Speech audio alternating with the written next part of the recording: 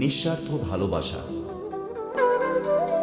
শ্রীকৃষ্ণ শিখিয়েছেন যে প্রকৃত ভালোবাসা প্রতিদানের আশা করে না।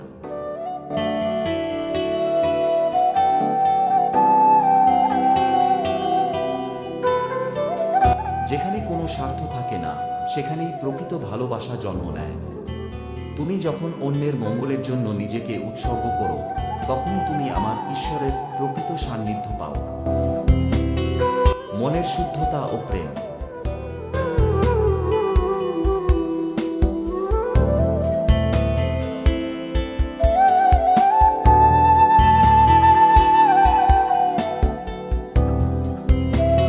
প্রকৃত প্রেম শরীর বা রূপের ওপর নির্ভর করে না, তা নির্ভর করে আত্মার উপর।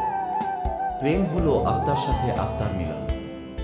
রূপ আজ আছে কাল নেই, কিন্তু পবিত্র হৃদয়ের টান চিরন্তন। কর্ম ও ভালোবাসা।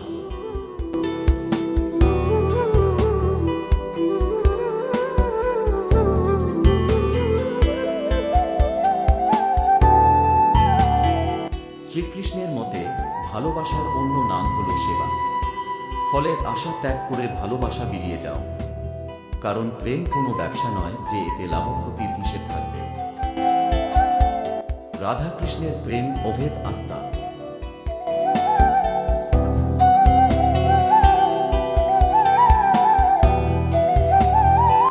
রাধা এবং কৃষ্ণের প্রেম হল জীবাত্মা ও পরমাত্মার মিলনের প্রতীক। কৃষ্ণ ছাড়া রাধা নেই, আর রাধা ছাড়া কৃষ্ণ অসম্পূর্ণ। ঠিক যেমনটি ভালোবাসা ছাড়া জীবন অর্থহীন। শরণাগতি ও ভালোবাসা।